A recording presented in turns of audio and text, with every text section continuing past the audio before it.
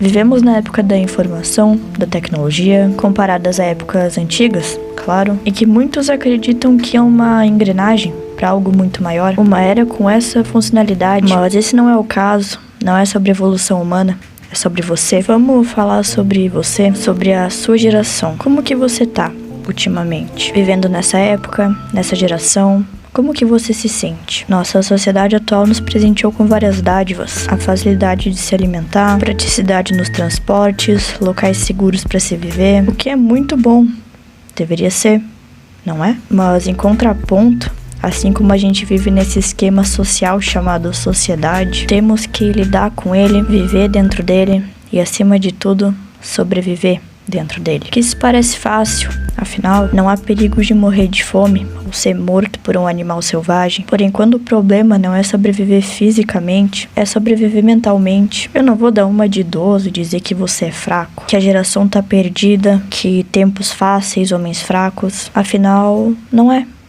Todas as gerações têm problemas, pontos fortes e fracos, e julgar apenas uma geração pela fraqueza física, ou seja lá o que for, é injusto. O ponto é que a guerra, principalmente para nós aqui no Brasil, é distante da nossa realidade. Consequentemente, isso iria acontecer. O mundo nunca estará constantemente em guerra, e totalmente em guerra, principalmente com órgãos governamentais que afastam esse tipo de coisa. Enfim, a sociedade te faz sentir assim, consequências de viver nela. Não se culpe por isso, não se culpe por ter dado a sorte de ter nascido em um ambiente tão agradável e tão distante de tantos conflitos. E não, eu não quero e não vou meter política aí no meio, mas em geral a situação hoje é boa. Claro que não é perfeita e que tem vários problemas, seja na infraestrutura ou em vários pontos, mas hoje viver em sociedade é bom fisicamente. Porém, quando a gente coloca um ser humano ali que sente, que pensa demais, assim como eu e você, se cria um problema, a começar pela falta de sentido da vida. Temos tudo, então o que queremos? Os dias simplesmente correm e você não consegue mais achar um sentido. No máximo vai focar na sua profissão,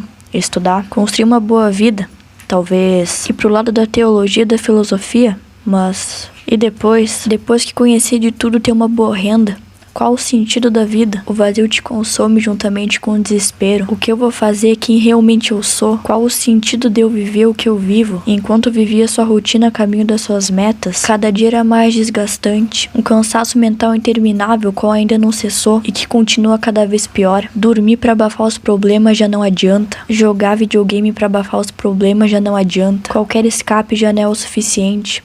O que fazer para sobreviver a tudo isso? Segundo a teoria do darwinismo, somos jogados aqui no mundo sem propósito nenhum. Assim como a gente não sabe como e por que a gente nasceu, a gente não sabe nem o porquê vai morrer e por que viveu tudo aquilo. Afinal, se existe qualquer coisa depois da morte, seja em questão de crença, religião, não tem prova nenhuma. O que existe é o ser humano e sua percepção de fé e sentimento de fé, o que faz com que a teoria seja válida, porém extremamente autodepreciativa. Porém, se a vida não tem sentido, você é livre para fazer qualquer coisa. Basta você olhar os pontos ruins e bons da sua vida e mudar. Basta você atribuir um significado da própria vida. Você cria um. Segundo Darwin, todos viemos sem propósito à Terra, inclusive eu e você.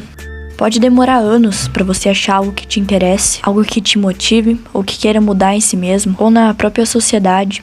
Porém, a gente encontra. Todos os significados são atribuídos com o tempo, inclusive os significados da nossa língua que falamos agora. Então, por que você não pode achar o seu? Sei que lá no fundo tem um significado, acredite, mas nem todo ser humano é superficial. Mas, em fato, qual o seu significado?